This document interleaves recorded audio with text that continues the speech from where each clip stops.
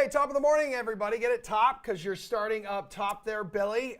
Welcome to The Sweat, presented by DraftKings. Jesse Cofield to my left, Emerson Lotzi to her right. We got 55 minutes of sports and stuff. We're about to stuff inside your brain. Like NBA building blocks on a four-game NBA slate. Whoa, geez, Monday morning. Come on. Best bets around the NHL. Florida Swing continues with an absolutely loaded field at the Arnold Palmer Invitational, so we'll get into that as well. Yeah, special guest Michael Lombardi, Jared Carabas, and the Baseball is Dead crew, and Levitard and friends as well. Speaking of friends, Julian Edlow, welcome to the program. Is that a real fireplace behind you? Yep, I just threw a couple logs in there. Wow, Hey, gorgeous. hell yeah, brother. Well, while you're here, let's talk some best bets around college basketball because conference tournament season is upon us. So really, the next 2 weeks here, dude, is going to be filled with single elimination drama leading up to Selection Sunday on March 12th. Let's go. Let's start with tonight. So we got a small slate of ranked teams in action. What plays do you have for either number 9 Baylor at Oklahoma State or West Virginia at 23rd ranked Iowa State? Now OSU is on a 4-game losing skid. Baylor coming off a big win over number 8 Texas on Saturday. So this one could be close here, Jules. Yeah, this is kind of one of those classic spots where you back the team that needs it more, especially at home, which would be OK State. Issue here is I'm super high on Baylor this year. They were my biggest bet of the weekend on Saturday when they came back from being down 18-4 to start that game and smoked Texas. So I don't know if I can go just 2 days later now on the road and back them again. So I'm probably going to leave that one alone. And I'm looking at the Iowa State and West Virginia game. Iowa State has been a team, they've come undone several times. I had them bet against, Texas Tech on the road. They were up 23, I think, in that game with 12 minutes left, lost the game. I bet them on the first half on Saturday. They covered that. And Oklahoma came all the way back to win that game. So I'm going to them on the first half line here. I cannot trust them for a full game, but Iowa State is laying 2.5 on the first half.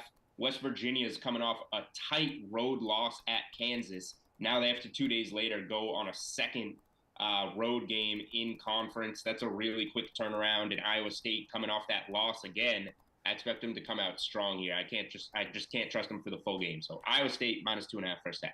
All right, dude, so back to conference tournament play, which, again, starts today in some of the mid-majors. What storylines do we need to be aware of here? Maybe a storyline that could impact our betting strategy. I mean, when you're looking at the smaller conferences, I feel like the storylines are usually that only one of these teams is going to get in from each conference. So there is no Kansas getting knocked out in the second round or Duke losing early. Like those teams are still going to get in. In the Horizon League, I played Youngstown State at +180. I think it's down to +170.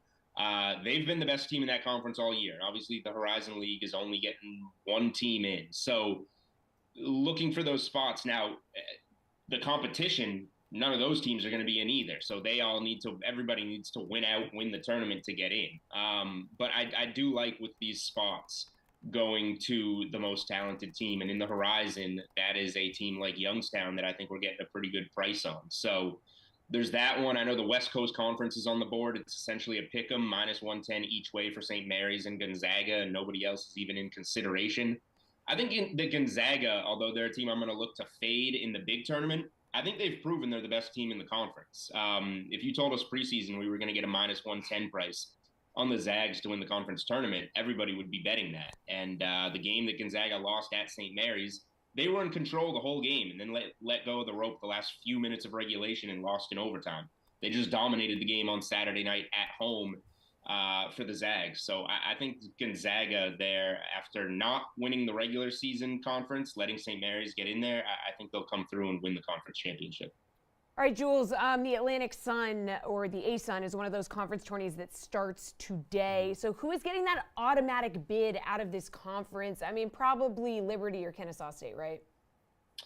Yeah, Liberty is obviously the heavy favorite when we look on the board there.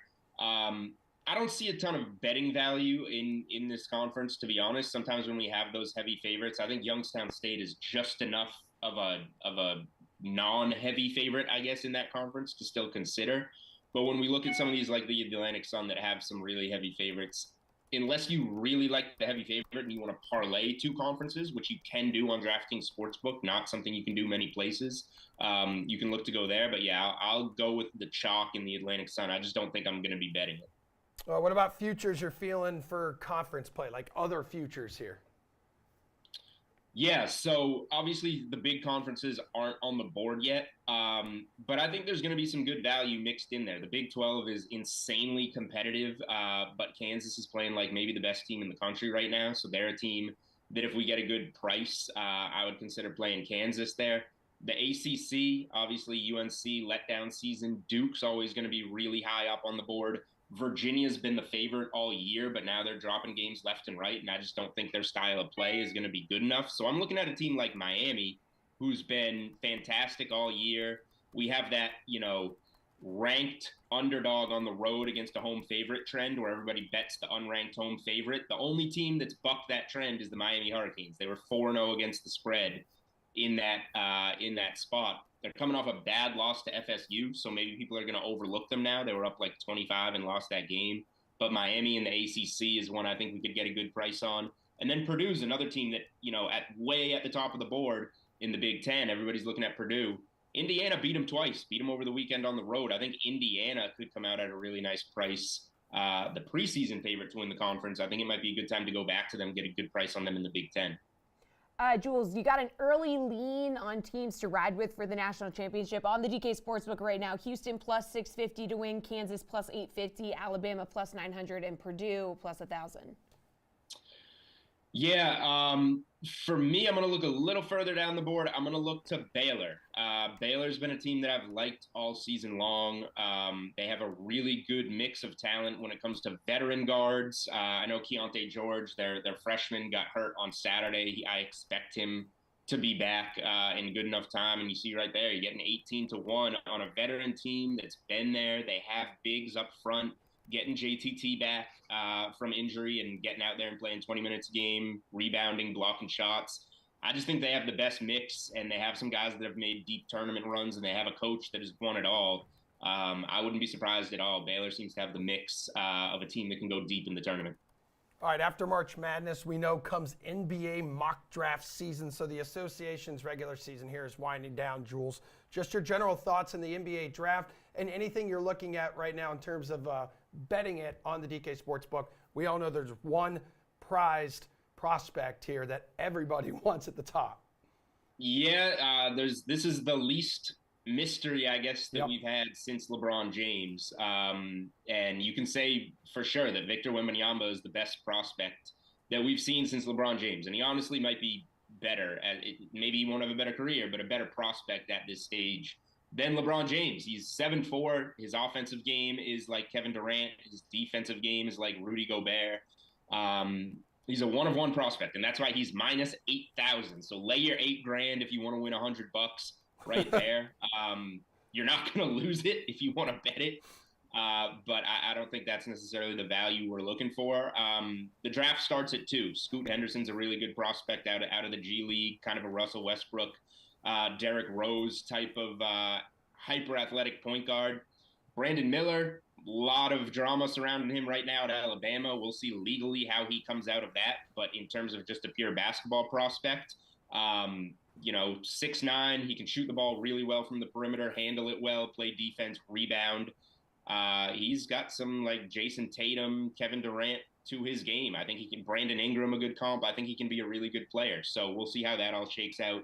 There's nothing really good to bet on yet on the draft because we know what is going to happen at the top. But once those over-unders for player draft positions come out and we get a little bit of clarity after March Madness, I think we'll have some good betting spots on this draft. Every NBA draft seems to always open up some value once we get those over-under draft positions. Wemby minus 8,000 to be the first drafted on the DK Sportsbook. The field plus 2,000.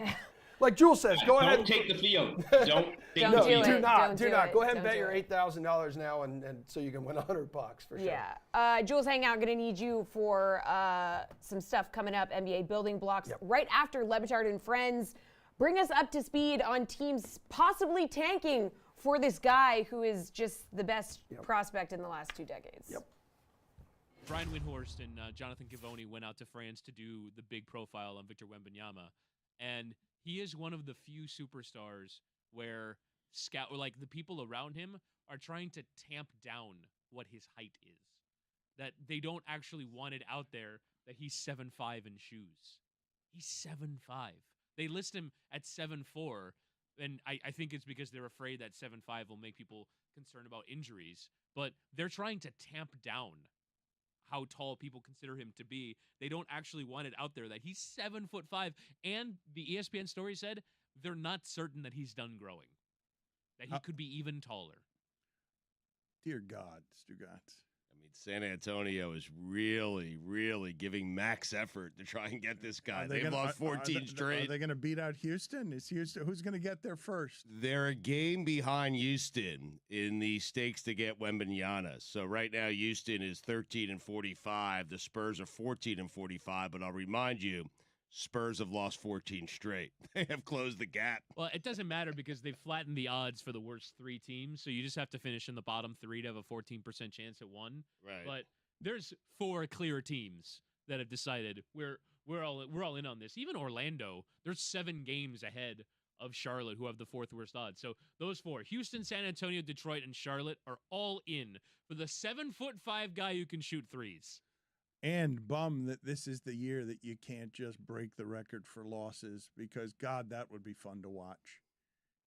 It would be fun. And as Silver's trying to control load management, and my guys don't care, and why they want to play 40 games, and we want to get to the postseason with everyone healthy, and you would have such a great race if someone knew they could get the next LeBron, a 7'5" Giannis, Who can shoot threes. If we would watch a team in professional basketball have 0 wins this season. Oh, with the old system? If it was just like in the NFL system where you pick first? If we had a confluence of events right now that the worst team gets that player, you would have a team in the NBA right now with 0 victories. And by the end of the season, if there were multiple teams with 0 victories, you would have them scoring in their own basket in order to get someone who would change your franchise. They should play a series, a tiebreaker series for Wembanyama. Whoever loses gets him. You're scared of his name. I do not blame you. Like when the Texans played the Bears earlier in the NFL season. But both teams trying to lose. But what if they gave it to the team that won, though? And all of a sudden you go from losing all season to you were, and would even those that players should be try? Wait, so you're saying the Rockets and the Spurs play a best of 5 for the number 1 pick of the draft? Yes. You have to win to get it? Idea. I would watch that. I would. The worst teams during the All-Star break play against each other for the number 1 pick in the next year's draft. That's how we fix the All-Star game. We just turn it into a high-stakes game between 2 NBA teams. All right, welcome back to The Sweat. We are not sweating tonight's NBA slate. It is 4 games, and we have some dudes on to tell us who to build our lineups around this evening. DraftKings contributors Julian Edlow and DK Nation's Chinmay Vaidya. All right, fellas, like I said, 4-game NBA slate. Who is the center, Chinmay, that you're going to be building your lineup around? It's pretty much a no-brainer here. You might as well go all the way up for the big guy, Joel Embiid. 60-plus DK fantasy points in 3 straight games. He always gets up for these games. It's a Heat team that desperately needs a win.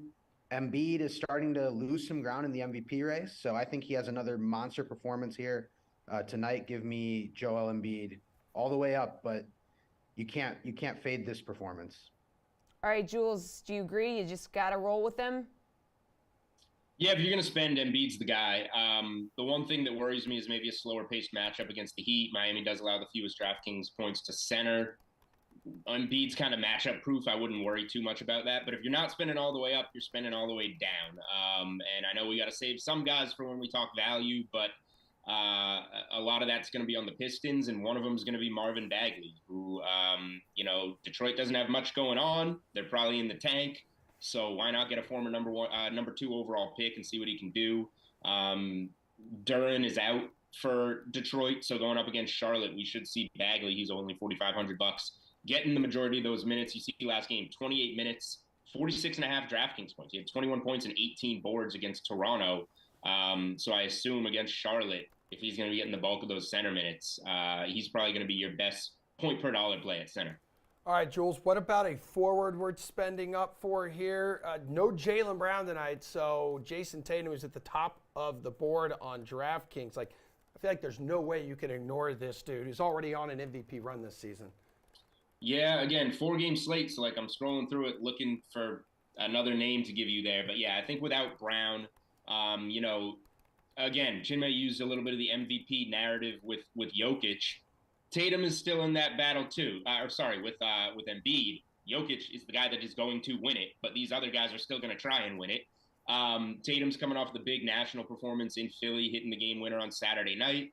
Now you go to MSG, where, the Stars always want to put on a little bit of a show. No Jaylen Brown, so that means more for Jason Tatum in this spot. I do think it's a pretty good spot to spend up $10,200 on Tatum, especially with a lot of the value that we can play if you're playing a guy like Bagley at center. I mean, Chinmay, he's averaging north of 53 DK fantasy points a game going back to the start of January, man. Yeah, I actually think, Tatum has more of an MVP case than Joel Embiid does. He's in a very similar position to Jokic, just in the opposite conference. So I do think that Tatum is much closer than the MVP odds might suggest. I'm going to go a little further down the slate, though. I'm going to go with Jimmy Butler. He's a solid fallback option if you don't want to spend all the way up. The Heat, again, have lost 4 straight. They desperately need this game in Philadelphia. I think Butler continues to take matters into his own hands. We see Kyle Lowry is out again, so that means more ball handling opportunities for Butler, who has quietly put on some monster showings of late, even though the Heat have been losing. So I think if you don't want to pay all the way up for Tatum, Butler is a solid option, even against a tough matchup that is the Philadelphia 76ers. So, Chinmay, would you be on Tatum plus 1,300 on the DK Sportsbook for to win MVP? I don't know that I would bet that, but I think of the options that I would bet, he offers the most value because Jokic is minus 300 is no payoff there. No. Embiid has lost this to Jokic twice now in a row, and I don't think he's that much closer. Giannis, we'll see what the injury situation is. I think he has an outside shot if the Bucks do overtake the Celtics in the East standings, but I don't know that that's going to happen. I would back Tatum. Of the 3 candidates that I think could possibly take down Jokic, I would say Tatum offers the most potential. Right on. All right, Chinmay, which guard is a must roster here?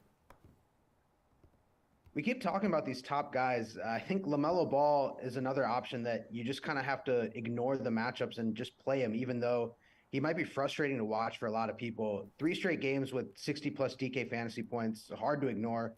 Charlotte has been playing much better of late. They're kind of starting to figure things out.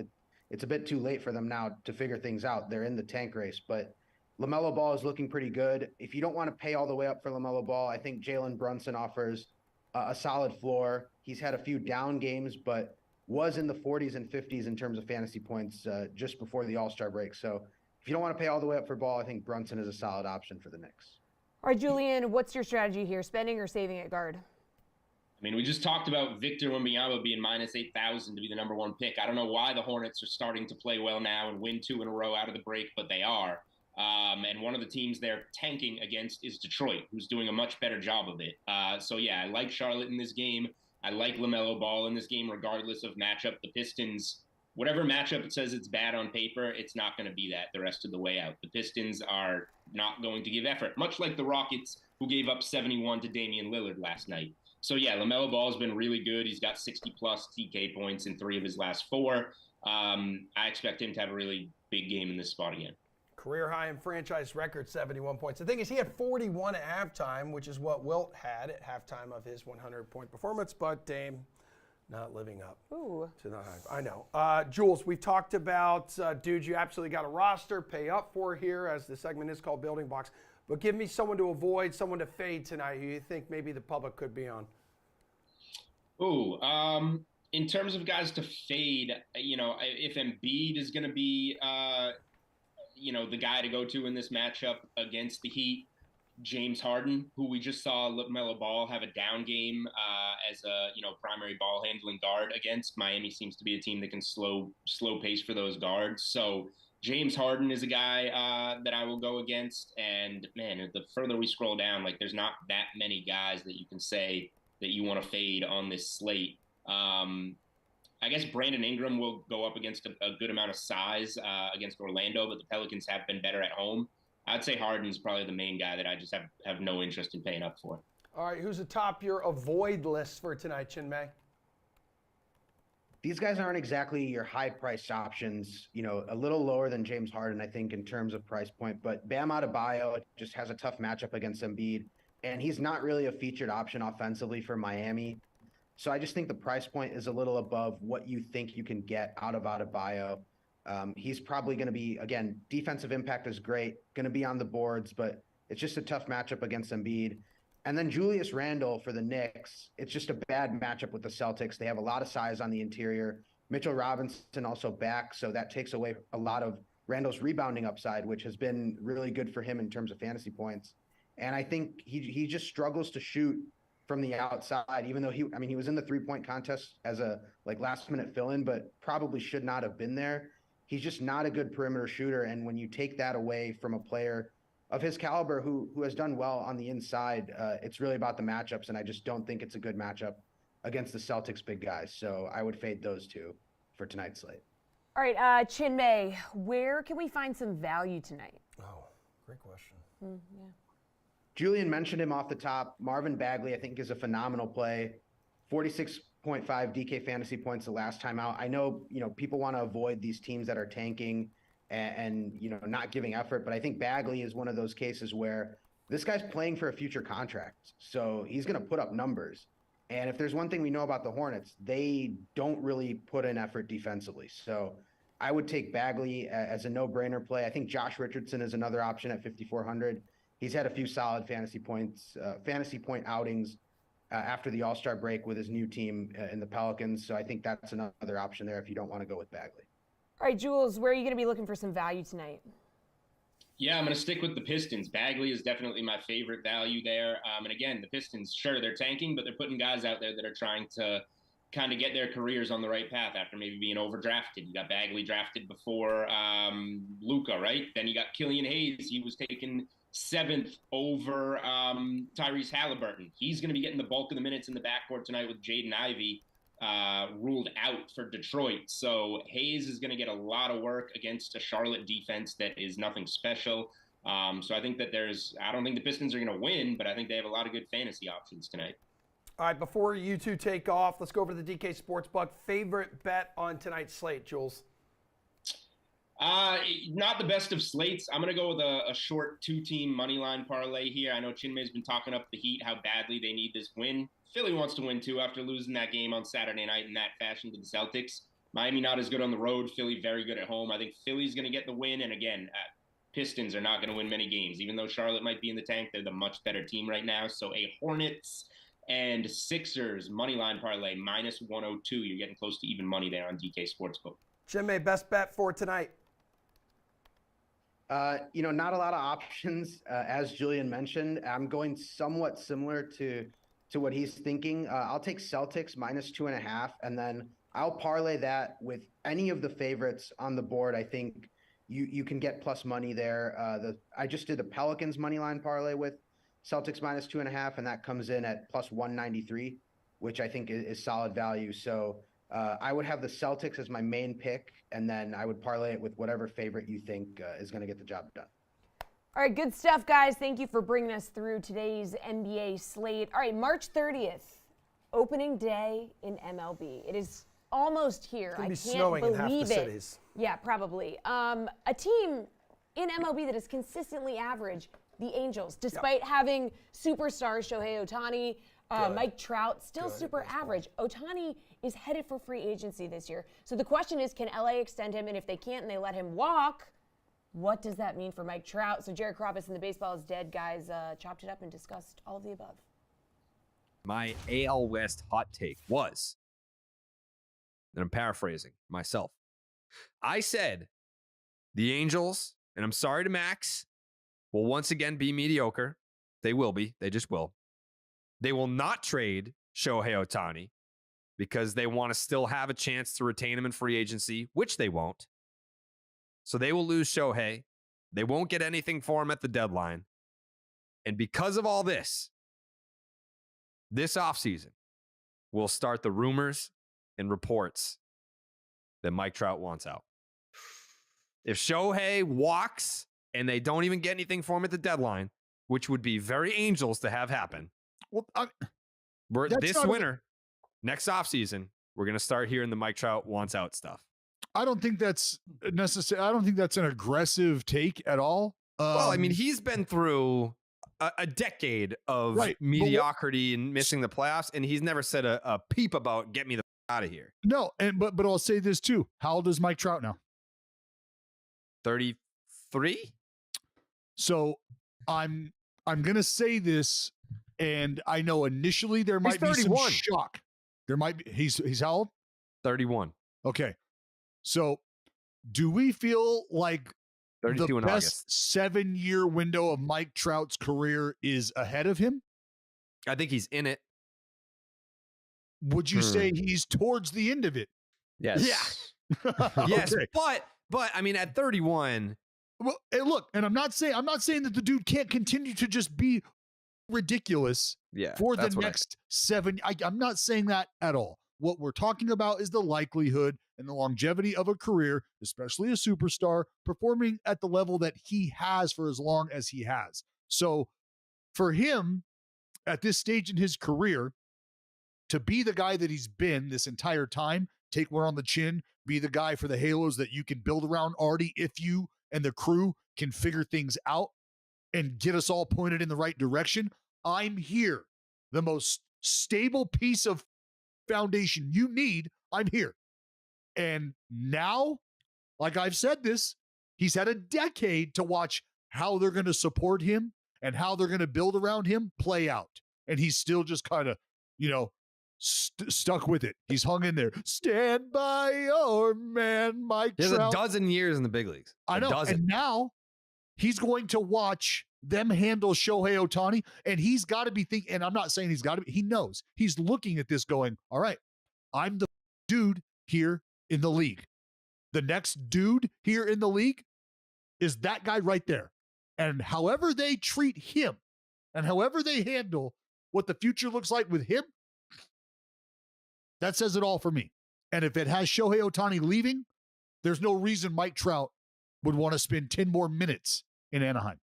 Unless it was just I'm staying here, keeping my head down, signed a deal, blah, blah, blah, blah, blah. That might be the cloth that he's cut from ultimately. We won't know that, though, until that day comes. But I don't think that that's crazy at all, because recently we've heard Mike Trout become more vocal about things where in the past he wouldn't. He chimed in on the Astros stuff.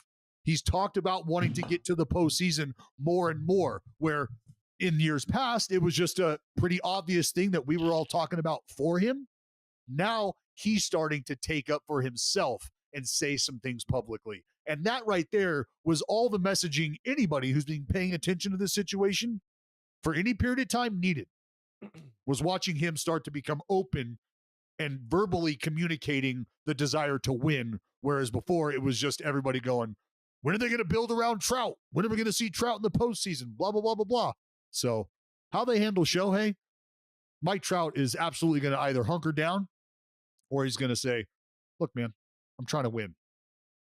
Well, I will say, if you're an Angels fan, would you be, and you lose Shohei, would you be devastated if they trade Mike Trout, or would you maybe think that's smart? Well, I don't think the Angels are interested in making baseball decisions. I think that they're interested in making like attraction decisions. But if you're a fan, that's what I'm saying. If you're a fan and you see what Mike Trout has gotten you, obviously he's the greatest player of the generation, but no playoffs. Would you be that opposed to just trading him and being like, we've tried it? I don't know. I mean, if you're an Angels fan, you got to be sitting there thinking like, we had not just one, but both of the best players of this generation on the same team, and it didn't do anything. Like, we couldn't build around them. So what makes you think that if you trade Mike Trout, that you're going to use those pieces to then rebuild and get to a point where you can actually have a playoff team?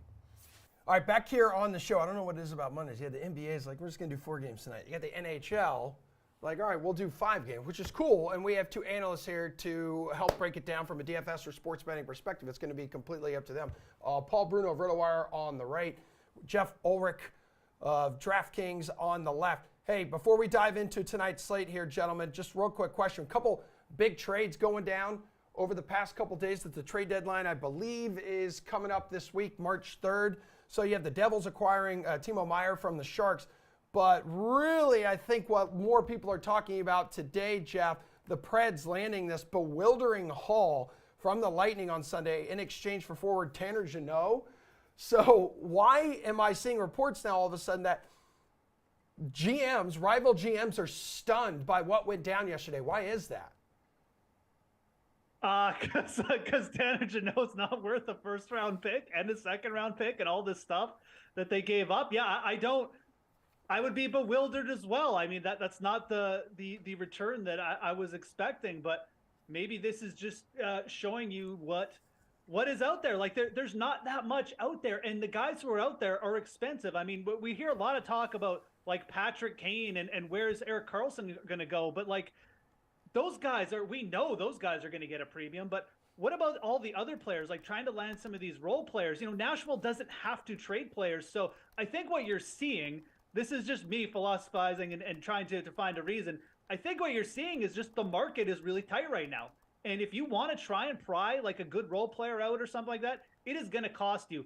I don't have any other explanation there because, you know, when you look at that compared to what, you know, like the Devils got Meier for, doesn't seem to add up, quite frankly. Obviously, the Devils gave up a lot for Meier, but Meier is a top end, top six, top line player. So yeah, the Jeannot thing is the Jeannot trade definitely strikes you as, you know, it's a little bit surprising when you look at what the Lightning gave up for sure. Okay, Paul, then on the other side, what's the message the Devils are sending here by acquiring Meier? Well, they're serious about taking a big run at the playoffs. This was the big fish that was out there, in my opinion, and he just adds to a couple of other young studs in that lineup. But I think at least that was a pretty good trade for both teams. I'm not sure Tampa's going to get the value out of the player they acquired, Jeannot, for all that stuff that went out the door. He's not going to crack their top six. And in the absence of that, who is he going to work with in the bottom six? He's just another physical guy. And his stats, offensive stats, are way down from his rookie year. So and a lot of his the attraction to him is the physicality and the fighting. Well, he's not going to fight anybody against the Leafs because they're not going to ice fighters themselves. So unless you have a dance partner, that's useless. All right, well, we'll see what the rest of the week brings. Not 1997, Emerson. No, it's certainly not. That was a great year, though. Were you even born yet? Yeah, I was 7. Okay, awesome, dude. Yeah. Trade deadline Friday, 3 o'clock Eastern time, by the way.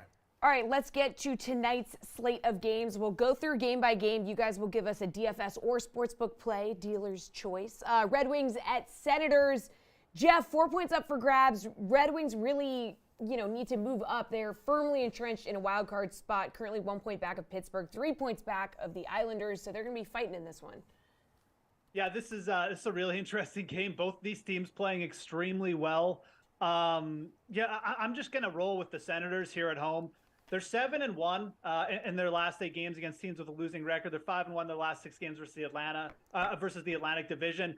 I think that the Senators at home, that's where you have to go. I mean, I like their top 6 a little bit better than the Red Wings. Red Wings have been really, really strong defensively. They've been getting some pretty solid goaltending, but this feels like just a spot where the run may just end for the Red Wings. I think that the Senators have been very good in these situations against teams either of their, of a little bit lesser quality or even against them lately. Obviously, they got destroyed by the Hurricanes, but that's not really a big deal. It's a big game for both teams. I think Ottawa still has that higher end skill advantage at the top, and I think it's going to show tonight. So give me the Senators here just on the straight money line at home.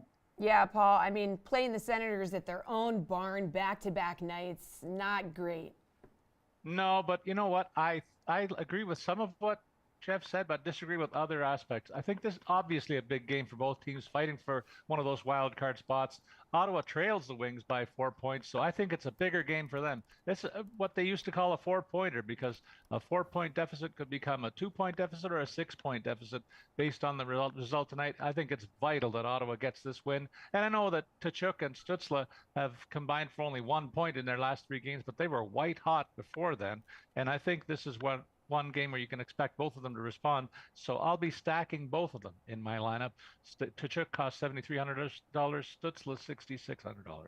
All right, Paul, Canucks at Stars. We got two teams here moving in opposite directions. Canucks here, 3 wins last 10 games, but meanwhile, you got the Stars first place in the Central Division right now. DFS play or a bet from this one? What do you got? Well, Dallas just snapped a 5-game losing streak themselves, so neither team is going great guns right now. But you mentioned Dallas is at the top of the division. I expect them to win here against a very bad Vancouver club with home ice advantage in the Stars' back pocket.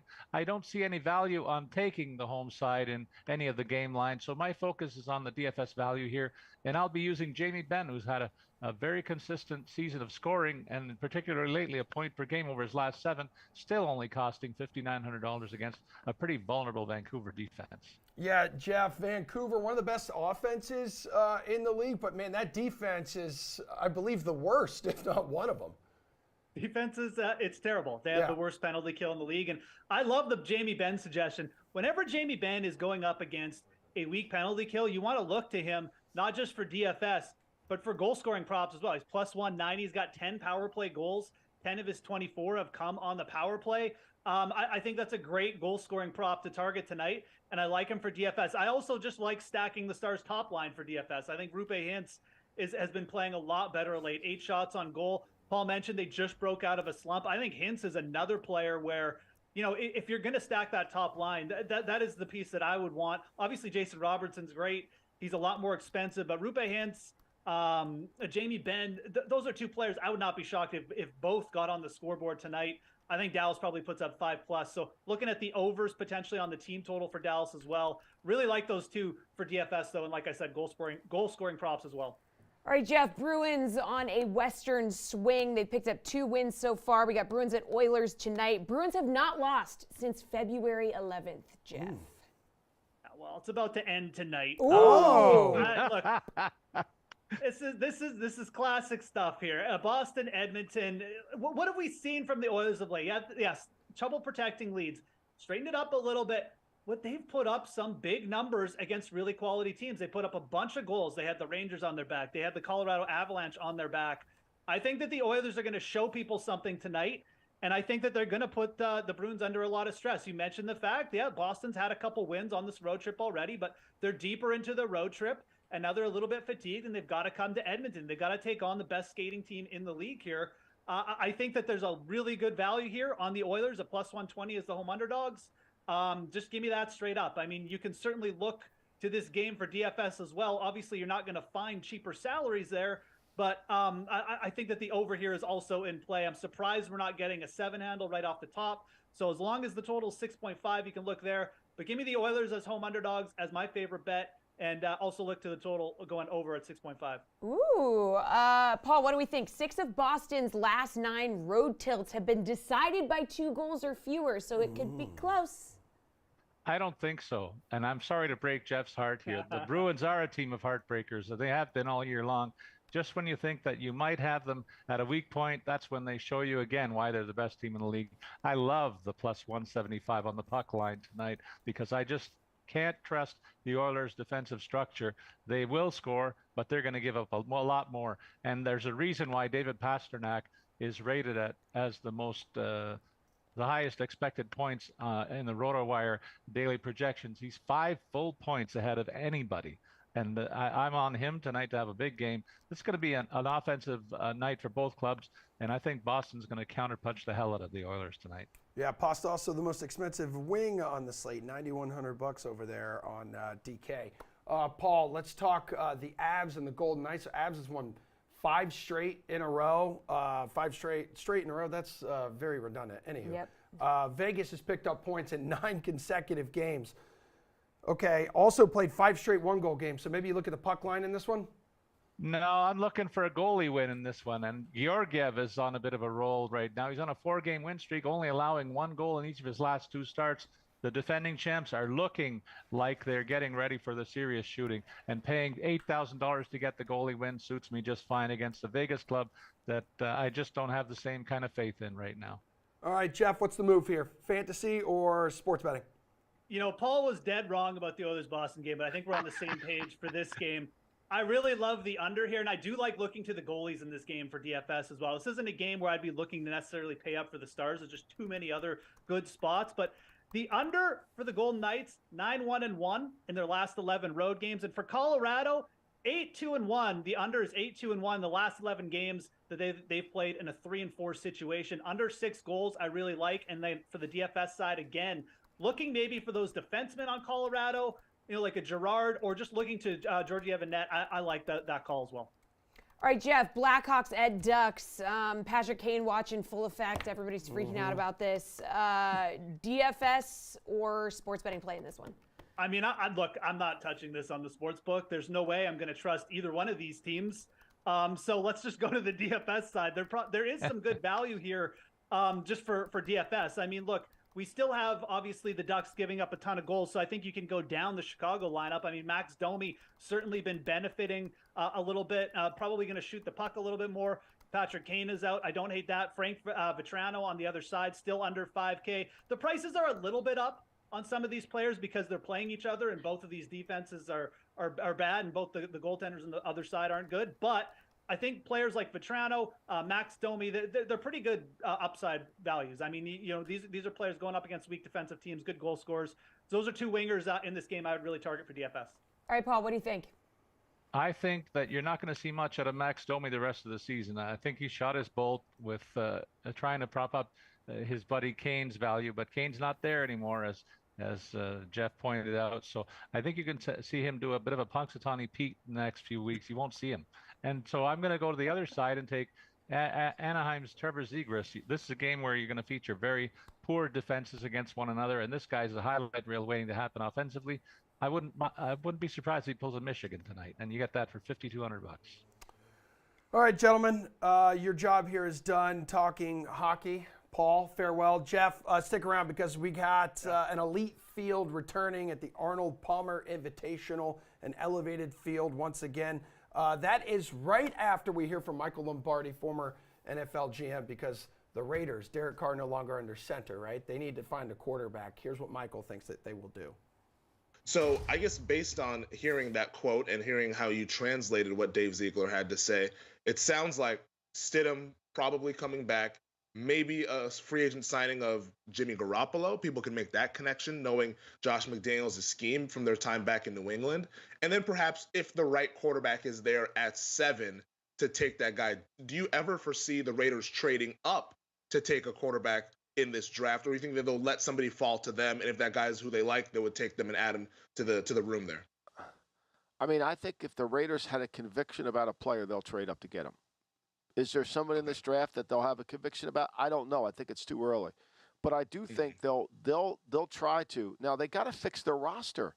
I mean, Femi, you can't have as many bad drafts as the Raiders have had with guys no longer on the team and still think you're going to be good enough, right? You just can't. I mean, I think they'll get Josh Jacobs. I think I'm sure they'll franchise him. We'll talk about it in the next block, but I think they'll do that. They'll keep him on the team, but they got to fix their defense. I mean, their defense, other than Max Crosby, they got to get better defensive players. They have no linebackers that can run. The secondary is not very – I mean, this is not a good team defensively. Like, when you blow Abrams, Farrell, Ruggs, you start blowing all those picks, go through it. What do you have? You can't do that. And those are all first round picks. like this roster should be so much better than it is right now. It's and people have this expectation like the Raiders, it's like Carr's a Hall of Famer. The Raiders are a playoff team.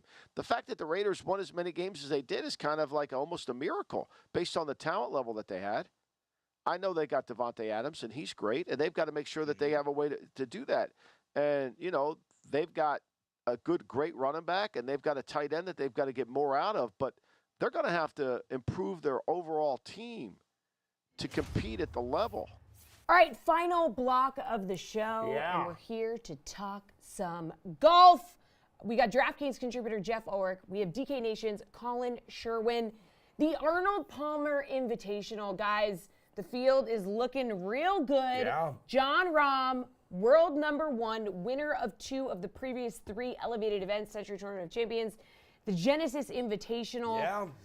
What do we think? Jeff, where does he finish at Why is the he winning? Arnold Palmer? Nah, he's not going to win this week. Oh. John Rahm's never won in the state of Florida. Kind of interesting, at least that I can remember or that I looked up. It's potential. I sometimes miss things like this, but I'm pretty sure he's never won in the state of Florida on the PGA. Plus 650, you know, his best finish at this event has been T17. I'm going to say John Rahm. I'm going to say John Rahm finishes right around T. I'm going to say put him for a T15 this week. This is a tough course. If you're not like right in tune with the state of Florida and if you're not necessarily have the experience at Bay Hill that a lot of the past winners have had here, you know, it can be tough to get around. Is this the year that John Rahm just puts it all together and wins? I guess it could happen, but I think that John Rahm, what you'll see is him improve a little bit and you know, perhaps just cool off a little bit ahead of TPC Sawgrass. So I'm gonna put him for a T15. Oh man, Colin was very upset because what the hell was that about? He looked that stat up too, and he wanted to present it. Yeah. Oh, you got me, Jeff. Good job. As Florida man, I have often advocated in golf that Florida golf is different than every other kind of golf because it's really hot. The greens are all elevated and they run kind of funny, and you can make these courses really hard if you want to. And I played Bay Hill years ago, and it's a challenge. Like it's a really, really tough circuit. So yeah, I'm with you. I don't think Rahm wins this week. Fading the best player of the world is always something you do at your peril. But he just doesn't like humidity. You know, he's from Spain. They have the same kind of weather, but you don't sweat nearly as much. It's much prettier up there. So I'm gonna fade here. But I still think he can hang around a top 10. Like he's just playing so well right now. So I'm gonna give him credit for a top 10 this week, but I don't think he gets it done as well. And as value on the board, just not here. In Madrid, Spain right now, humidity currently at 32%. Yeah, so that is Emerson, quite low. you and I know when you got to change your underwear at 2 p.m. every day. It's a whole different way to play golf. Let me tell you. It is swamp ass galore when you play golf down there in the Sunshine like State. You guys. Okay. It sounds like you guys. Okay. Yeah, it's true. All right, defending champ Scotty Scheffler here, Jeff, world number 2, winner of the Waste Management, because you and I and Samir brought him lots of luck when we were out there following him around. Where does he finish this week? Remember, last year at this tournament, had won already 4 times by the middle of April. Yeah, I mean, this is the same path that Scotty Scheffler followed last season. Yeah. He won the WM Phoenix Open, and then he came here and he just grinded it out in really tough conditions and won at 6 under par. But you know, I'm not going to necessarily say he does that again, but I'm not going to put him for a poor finish. I think Scotty Scheffler's game sets up extremely well for this Florida run. What does he do good? I mean, his approaches are just off the charts almost week in, week out. Even when he's poor on approach, he gains like multiple strokes there. And he does have a short game. That's what sort of separates him from being, you know, like that kind of middle like Hovland tier to being really elite. His putter can light it up, and his short game is consistent week in, week out. I think Scotty Scheffler's a top 10 here. We'll put him at T7. You know, his putter, that's the only thing that worries me. Like, yes, the putter showed up at Phoenix, but is that a 1 week spike, or are we going to go back to seeing Scotty Scheffler kind of go cold on the greens again? That's the only reason why I wouldn't say he's the winner here. Also, we just have a very elite field, but I think Scheffler's a really good top 10 bet. And for DFS, once the salaries come out, he's going to be someone you want to see, you know, how far down he is. If he's you know, third ranked player, it's going to be someone you want to target for sure. Okay, what do we want to do here, Colin? We know the defending champ plus 1,000 to win outright on the DK Sportsbook. Should be able to handle any nasty win this week. You know, I kind of like plus 1,000 here. I think there's some value. I think he can win this thing. Putting is so much about confidence. This guy won this event last year, and he can roll it. He understands those Florida greens that can get a little wonky. So I think that, you know, he's certainly in form. This is, you know, when he's put it all together, like when we saw that run that he had from January through the Masters last year, he can be just unconscious on a golf course. Like, threatening 62, 63s every day. Doesn't matter how difficult the course is. I think he can do this. So I actually think there's a little bit of value on him at plus 1,000. I'm probably even going to take a taste of him to win this thing outright. I'm interested to see where he ends up, top 5, top 10. You know, how much money are you going to have to lay to get him top 10 this week? Because I don't see him finishing out of the top 10. I think he's going to win this thing. All right, Colin, how about the world number 10, Colin Morikawa? This is his first return to Bay Hill since 2020, where he finished 9th. Where does he finish this week? Yeah, I'm going to pencil him in for exactly 10th. One of the best players in the world when he puts it all together, but hasn't had a ton of success in Florida. Doesn't play a lot in Florida. Remember, there's not nearly as many tournaments in Florida that these guys play as they used to. The fields at some of the places like the Honda, the Valspar, they're not getting the quality of players that they used to. And so a lot of these top guys like Morikawa don't spend a lot of time playing in Florida. I think if, at other places in the country, I'm going to give him a little bit more run. And I think he's probably got a good chance to beat any field, up to the majors. But I just don't think Florida's the spot for him. I still think he can be in the top 10 this week, but I'm not picking him to win outright, and I won't be on him as a sports bettor.